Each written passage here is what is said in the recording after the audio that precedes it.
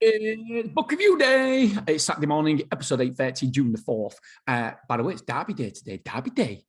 Right. I've read a book last week called How Bad Do You Want It? It was from my awesome friend, Tom.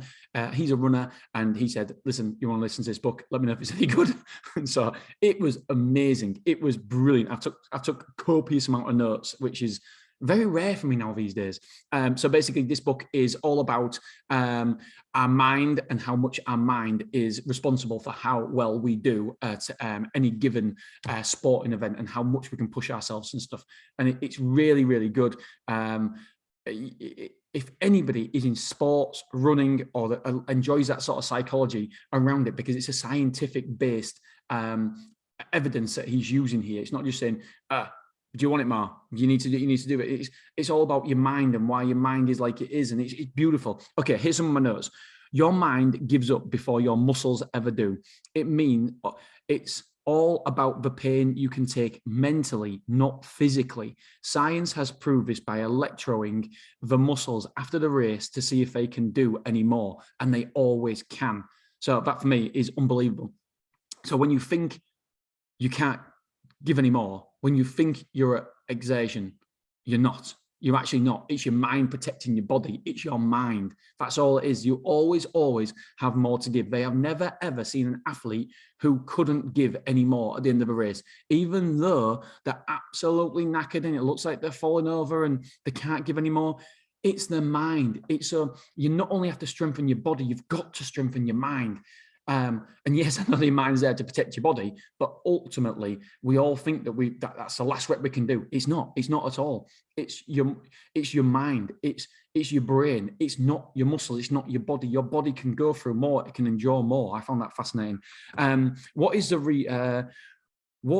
reason? What is your reason has a big effect. If it's just to look good, you may struggle to endure the pain. Engage the full power of your mind. So have a really good why. Why are you doing this run? Why are you going to the gym? Why are you punishing yourself? If you have a better why, you will have a better outcome. If you expect the only barriers are mental, if you accept that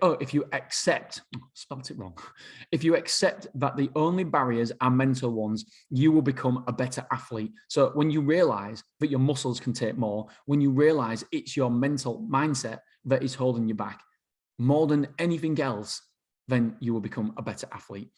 It's about your attitude to your discomfort.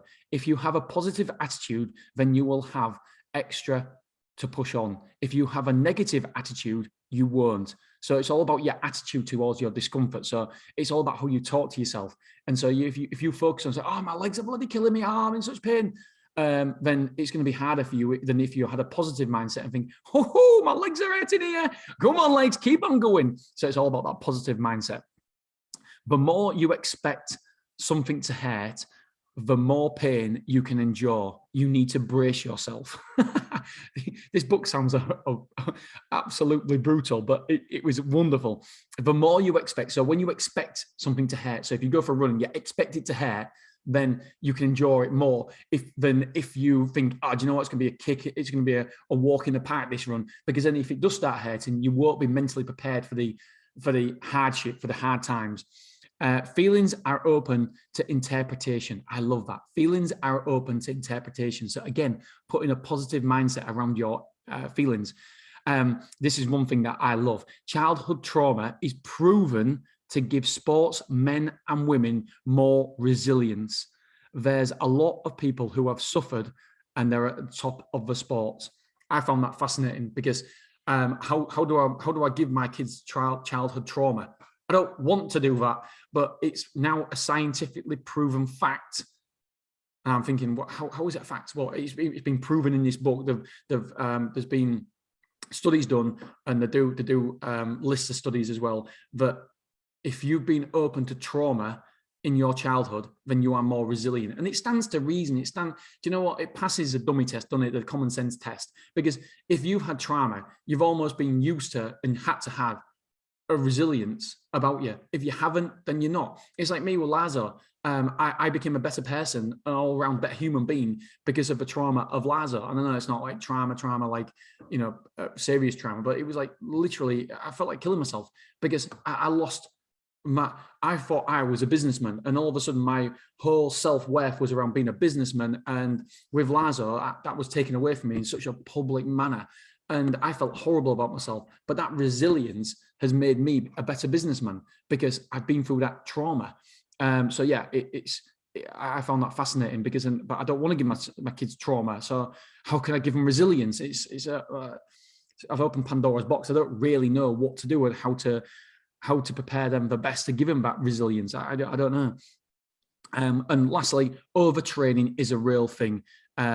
Save a little for tomorrow. So overtraining is a real thing. You have to save a little for tomorrow. All right, my friends, I love a book. It was awesome. See you tomorrow.